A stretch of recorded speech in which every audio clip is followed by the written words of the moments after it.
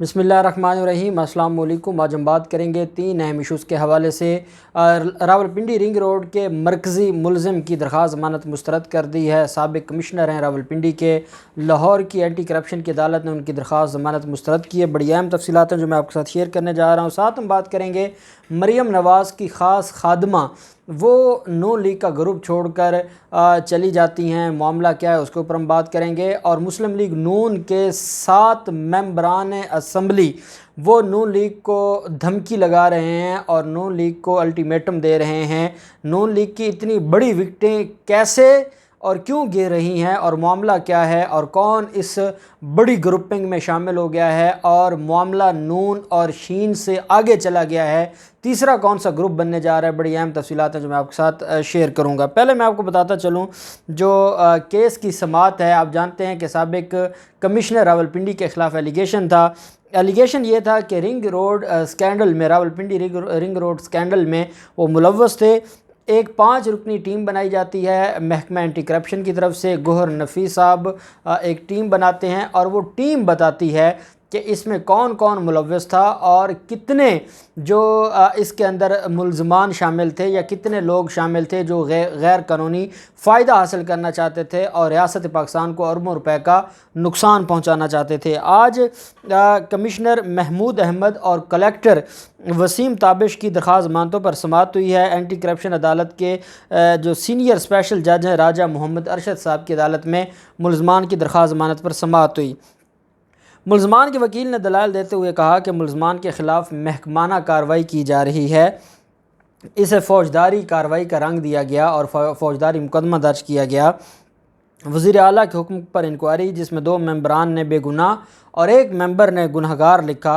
मुल्ज़मान ने आज तक अलाटमेंट की मीटिंग नहीं की बल्कि PC1 की मीटिंग करते रहे। कमिश्नर ने किसी भी सोसाइटी को रास्ता नहीं दिया, अगर ऐसा हुआ तो सामने लाया जाए।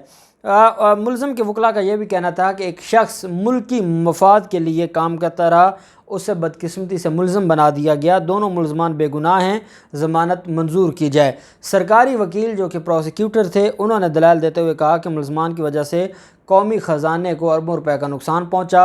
वसीम ताबिश के पास ज़मीन ख़रीदने का इख्तियार नहीं था, मगर उन्होंने ख़रीद का रकम अदा करना भी शुरू कर दी। अदालत ने समाअत मुकम्मल होने पर और बहस मुकम्मल होने पर दोनों मुल्ज़मान, ये बड़े मुल्ज़मान हैं, दोनों की ज़मानतें मुस्तरद कर दी, खारिज कर दी। अदालत ने करार दिया कि मुल्ज़मान की वजह से हुकूमती और रियासती ख़जाने को 2 अरब रुपए का नुकसान पहुंचा, लिहाजा ये मुल्ज़मान ज़मानत के हक़दार नहीं है और इनकी दरख्वास्त ज़मानत मंजूर नहीं की जा सकती।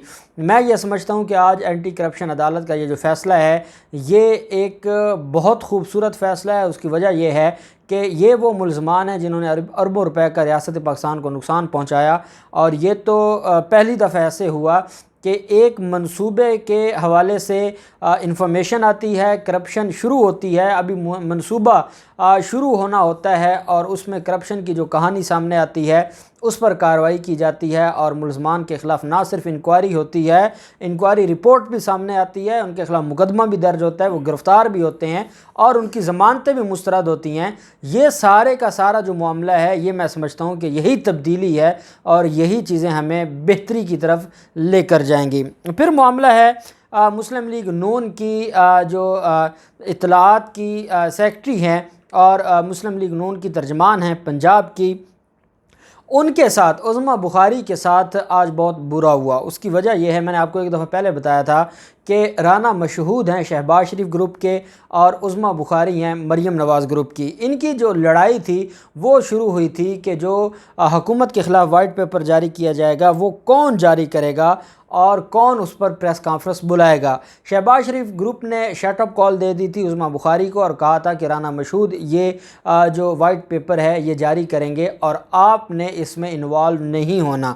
आज मीडिया को दावतनामे जारी किए गए मुस्लिम लीग नून के दफ्तर की तरफ से और उसमें जो दावतनामे जारी किए गए उसमें जो मीडिया टीम थी जो ये जारी करेगी اس میں کہیں بھی نام شامل نہیں تھا عظمیٰ بخاری کا۔ اس میں رانا مشہود احمد ہیں، وہ جاری کریں گے، ان کے ساتھ ملک احمد خان، صبا صادق اور رحیلہ خادم حسین شامل ہوں گی، جبکہ عظمیٰ بخاری کا نام نہیں تھا۔ جب یہ معاملہ ہوا تو سیکرٹری اطلاعات عظمیٰ بخاری انہوں نے کہا کہ مجھے کھڈے لائن لگایا جا رہا ہے میری قیادت کی طرف سے، اور جو میڈیا گروپ ہے مسلم لیگ نون کا آفیشیل میڈیا گروپ، اس کو چھوڑ دیا ہے عظمیٰ بخاری نے، اور انہوں نے کہا ہے کہ میرے ساتھ زیادتی ہوئی ہے، اور یہ جو گروپ بندی کی گئی ہے اس گروپ بندی کا مجھے نشانہ بنایا گیا ہے، میرا اس میں کوئی قصور نہیں ہے، میں سیکرٹری اطلاعات ہوں اور وائٹ پیپر جاری کرنا میرا حق تھا۔ وائٹ پیپر نہ جاری کرنے دیا گیا، اور نہ ہی اس ملاقات میں یا اس میٹنگ میں یا اس پریس کانفرنس میں مجھے شامل کیا گیا ہے، جو کہ بالکل غیر قانونی ہے اور بالکل غیر اخلاقی ہے، اور پارٹی کے جو اصول ہیں یا جو پارٹی پولیٹیکل پارٹیز ایکٹ ہے اس کی خلاف ورزی ہے کہ سیکرٹری اطلاعات کا عہدہ اسی مقصد کے لیے ہوتا ہے، لیکن مجھے جو ہے وہ اس سارے معاملے سے باہر نکال دیا گیا۔ اس وجہ سے مسلم لیگ نون کا جو آفیشیل میڈیا گروپ ہے اس کو چھوڑ دیا ہے عظمیٰ بخاری نے، اور اس کی تصدیق کر دی ہے پاکستان مسلم لیگ نون نے۔ دوسری طرف جو معاملہ ہے مسلم لیگ نون کا، ہم مسلم لیگ نون اور مسلم لیگ شین سنتے آئے، اور ہم یہ سمجھتے آئے اور ہم اس کے اوپر بات کرتے آئے کہ مسلم لیگ نون میں اور مسلم لیگ شین میں لڑائی بڑھتی جا رہی ہے، اور آپ جانتے ہیں اسد عمر نے بھی پچھلے دنوں یہ بات کی ہے کہ شہباز شریف کے کسی بیان کا ہمیں کوئی فرق نہیں پڑتا، کیونکہ ان کے بیان کی ریبٹل میں، ان کے بیان کو ریبٹ کرنے کے لیے مریم نواز ہی کافی ہیں، وہ خود ہی ان کے بیان کو رد کر دیتی ہیں، اس وجہ سے ہمیں ضرورت ہی نہیں پڑتی کہ ہم اپوزیشن لیڈر شہباز شریف کے بیان کے حوالے سے کوئی اپنی سٹیٹمنٹ جاری کریں۔ وہی حالات ہیں اور وہی معاملہ ہے، لیکن اب معاملہ کافی گمبھیر ہو گیا ہے، اور جب سے بلاول زرداری نے جنوبی پنجاب میں چاہے جیسے بھی جلسے ہو رہے ہیں، لیکن بلاول زرداری نے الیکشن مہم شروع کر دی ہے، اور یہ الیکشن مہم جو بلاول زرداری کی طرف سے شروع کی گئی، اس میں بلدیاتی الیکشن بھی ہیں جو آنے والے سال میں ہونے ہیں، اور اس کے ساتھ جنرل الیکشن کی بھی تیاری ہو رہی ہے۔ اور بلاول زرداری کی اس تیاری کے بعد مسلم لیگ نون کے جو رہنما ہیں، آپ جانتے ہیں کہ خواجہ آصف کا بیان، اس کے علاوہ شاہد خاقان عباسی کے بیانات، اور پھر چودھری نثار کی جو انٹری ہے، یہ ساری کی ساری چیزیں بتا رہی ہیں کہ معاملہ ان کے ہاتھ سے نکل گیا ہے۔ اب اس اجلاس میں جو چیز سامنے آئی ہے، اور اس میں یہ کہا گیا ہے، پہلی دو چیزیں بڑی اہم ہیں۔ جو 7 رہنما ہیں مسلم لیگ نون کے، اور یہ ممبران ہیں پارلیمنٹ کے، انہوں نے مسلم لیگ نون کو الٹیمیٹم دے دیا ہے۔ دو بڑی اہم چیزیں ہیں۔ پہلی بات تو یہ ہے کہ اگر نواز شریف کو شوق چڑھا ہے، وہ سیاست کرنا چاہتے ہیں، تو وہ لندن بیٹھ کر سیاست نہ کریں، وہ پاکستان آئیں اور پاکستان آ کے ہمارے ساتھ ان حالات کا مقابلہ کریں۔ دوسری طرف اگر مسلم لیگ نون کے سربراہ نواز شریف نہیں آنا چاہتے، تو پھر شہباز شریف جو کہ صدر ہیں پارٹی کے، ان کو اختیار دیا جائے اور مریم نواز کو آؤٹ کیا جائے۔ یہ بھی جو ممبران ہیں ان کی طرف سے مطالبہ کیا گیا ہے مسلم لیگ نون کی قیادت سے، اور یہ جو میں آپ کو بتا رہا ہوں، یہ الٹیمیٹم کا جو الٹیمیٹم دیا گیا اس کا حصہ ہے۔ یہ کہا گیا ہے کہ مریم نواز جو ٹویٹر کی سیاست کرتی ہیں، ٹویٹر اور سوشل میڈیا پر سیاست کرنا الگ معاملہ ہوتا ہے، گراؤنڈ ریالٹیز کچھ الگ ہیں، اس وجہ سے ان سارے معاملات میں ہم انوالو نہیں ہوں گے، اور ہماری جماعت آج کہیں نہیں کھڑی۔ 12 افراد کا گروپ بن چکی ہے مسلم لیگ نون، جو پاکستان کی دوسری بڑی سیاسی جماعت ہے، لیکن اس وقت 12 لوگوں نے یرغمال بنایا ہوا ہے۔ اب 12 لوگوں کی بات کس کی ہو رہی ہے؟ وہ مریم نواز گروپ کی، مریم نواز ہیں، مریم اورنگزیب ہے، احسن اقبال ہے، شاہد خاقان عباسی ہے، رانا ثناء اللہ ہے، عطا تارڑ ہے، یہ اس گروپ کی بات ہو رہی ہے کہ 12 لوگوں نے مسلم لیگ نون کو یرغمال بنا لیا ہے۔ 12 لوگ مسلم لیگ نون پر قابض ہیں، جب تک یہ کہا گیا کہ خواجہ سعد رفیق کو کوئی عہدہ نہیں دیا جاتا یا اس کو ایکٹیو رول نہیں دیا جاتا، چودھری نثار کو واپس لانا ہوگا، چودھری نثار کی ضرورت ہے پارٹی کو، اور شہباز شریف کو اس سارے کے سارے معاملے میں جو ہے وہ اختیارات دینے ہوں گے۔ اب یہ الٹیمیٹم دیتے ہوئے انہوں نے ساتھ یہ کہا کہ اگر شہباز شریف اور مریم نواز یا شریف خاندان کی جو آپس کی لڑائی ہے یہ ٹھیک نہ ہوئی اور یہ ختم نہ ہوئی، تو پھر ہم اپنا ایک الگ گروپ بنائیں گے، اور ہم مسلم لیگ نون کی اور شریف خاندان کے خلاف مسلم لیگ میں ایک اینٹی شریف خاندان گروپ بننے کو تیار بیٹھا ہے۔ جو لوگ تنگ آ چکے ہیں ان کا یہ کہنا ہے کہ ایک شوشہ چھوڑا گیا مسلم لیگ نون کی طرف سے کہ 2022 میں الیکشن کروا لیے جائیں گے اور 1 سال پہلے الیکشن ہونے چاہیے، تو انہوں نے کہا کہ کیا الیکشن کی تیاری ہے؟ کیا مسلم لیگ نون الیکشن کی تیاری کر چکی ہے؟ کیا مسلم لیگ نون کے تو اپنے معاملات نہیں ٹھیک ہو رہے، ان کے آپس کے معاملات نہیں ٹھیک ہو رہے، اندرونی اختلافات نہیں ٹھیک ہو رہے، کہاں مسلم لیگ نون اور کہاں مسلم لیگ نون کا یہ الیکشن؟ اور انہوں نے کہا کہ یہ کون فیصلے کرتا ہے، کس کے مشورے سے یہ کہا گیا کہ 2022 میں الیکشن ہوں؟ کیا ان 12 لوگوں کے علاوہ بھی کوئی جماعت ہے؟ کیا جو ہم ممبران اسمبلی ہیں کیا ان کو بھی کبھی اعتماد میں لیا گیا ہے؟ ان کو بھی کبھی بلایا گیا ہے؟ ان سے بھی کبھی مشاورت کی گئی ہے؟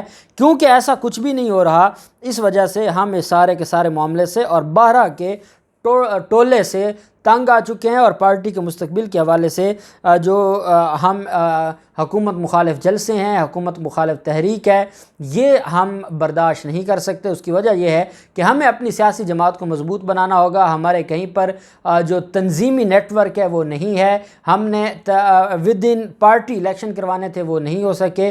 اب یا آر ہوگا یا پار ہوگا، یا نواز شریف کو واپس آنا ہوگا یا نواز شریف کو سائیڈ پر ہونا ہوگا اور شہباز شریف کو اختیارات دینے ہوں گے۔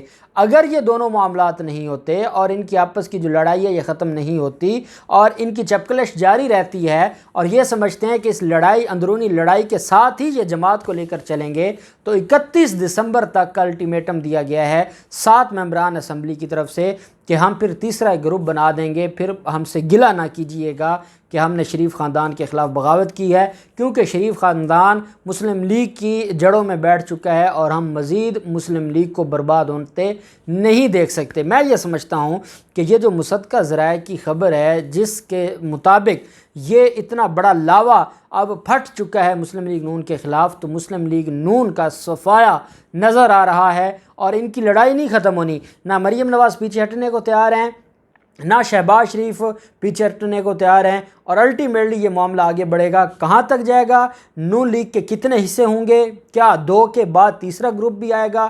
جو بھی تفصیلات ہوں گی، جو بھی ڈیولپمنٹ ہوگی آپ کے ساتھ شیئر کرتے رہیں گے۔ اللہ پاک پاکستان کا حامی و ناصر ہو۔ بہت شکریہ۔ اللہ حافظ۔ پاکستان زندہ باد۔